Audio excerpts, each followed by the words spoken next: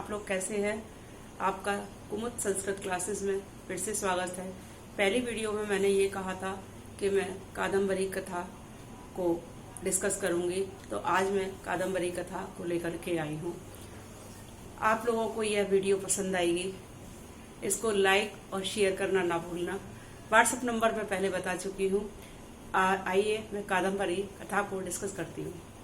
कादम्बरी बाण भट्ट ने लिखी। किसने लिखी? बाण भट्ट ने। और इनको पूरा किया था उन्हीं के पुत्र पुलिंद भट्ट, जो कि भूषण भट्ट भी इनका नाम था। उन्होंने इस कथा को पूरा किया था।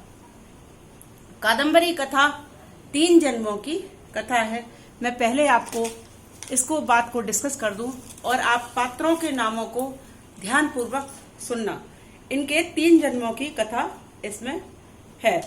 पहला जन्म है चंद्रमा का, दूसरा जन्म है चंद्रपीठ का, तीसरा जन्म है शूद्रक का। ऐसे ही पहला जन्म पुंडरीक का है, दूसरा वैशंपायन, तीसरा शुक। इन 3 बातों को याद रखना। यह 3 जन्मों की कथा है। अब मैं आइए आपको आगे की कथा डिस्कस करती हूँ। ये विदिशा के राजा कौन थे? शूद्रक। उनकी दरबार लगा हुआ था, तो वहां चांडाल कन्या अपने पिंजड़े में एक तोते को लेके आती है। किसको लेके आती है? तोते को। तो वो तोता जो है बहुत ही अजीब तरह की भाषा बोलता था, वेद बोलता था, एक हाथ से नमस्कार करता था। उसके सारे गुण विलक्षण थे। तो उस तोते को देखने के लिए सभी उत्सुक हो गए। तो जब वो तोते से कहानी सुनने के लिए राजा कहते हैं कि इसको तोते को बोलने दो, तब तोता अपनी कहानी को सुनाता है। आइए, वो ये पूरी कादम्बरी इस तोते शुक की ही कथा से ओतप्रोत है। तो तोता अपनी कहानी सुनाता है कि शाबर सेना जो थी, ये अपने पिता और माता के साथ एक पेड़ के पिंजरे में रह रहा था। तो शवर सेना थी। शवर सेना ने इसके पिता पर आक्रमण करा, तोते पर, और इसके माता पिता को घायल कर दिया। जब ये मरणावस्था में था तो ये कैसे भी बच गया।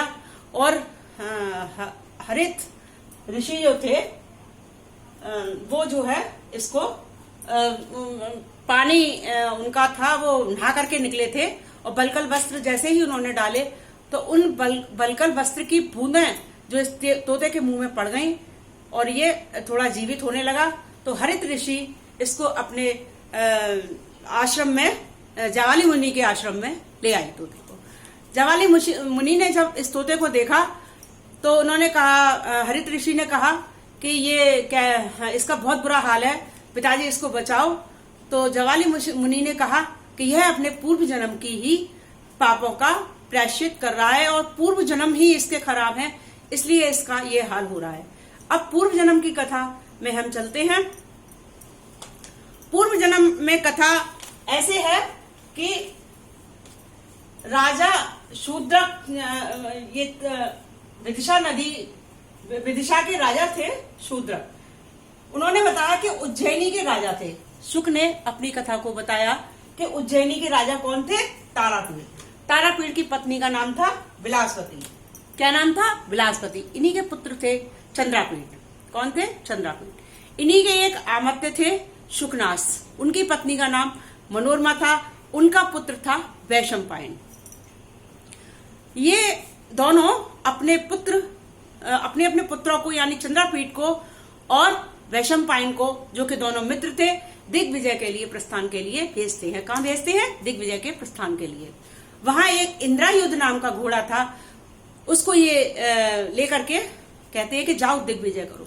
दिग्विजय से मतलब है सब दिशाओं में अपनी विजय का पताका फहराओ। वहां जब ये जाते हैं तो ये वैशंपायन, जो कि इसका मित्र था, ये इसके साथ रहता था।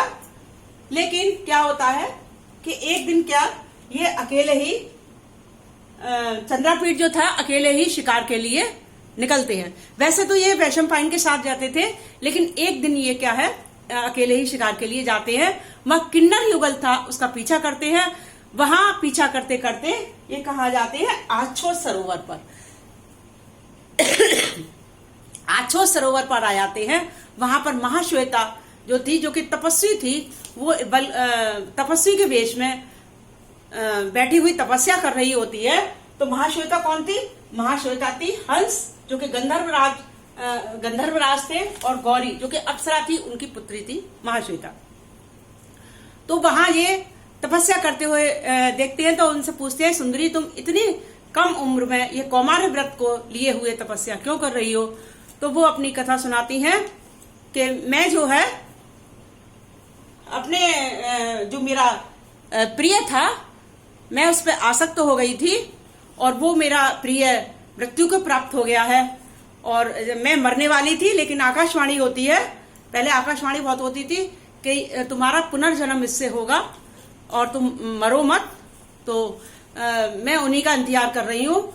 लेकिन मेरा तो प्रिय छूटा है, लेकिन मेरी सखी जो कादम्बरी है उसके तो कोई भी बात नहीं है, फिर भी उन्होंने जो है कौमार्य व्रत को रखा हुआ है।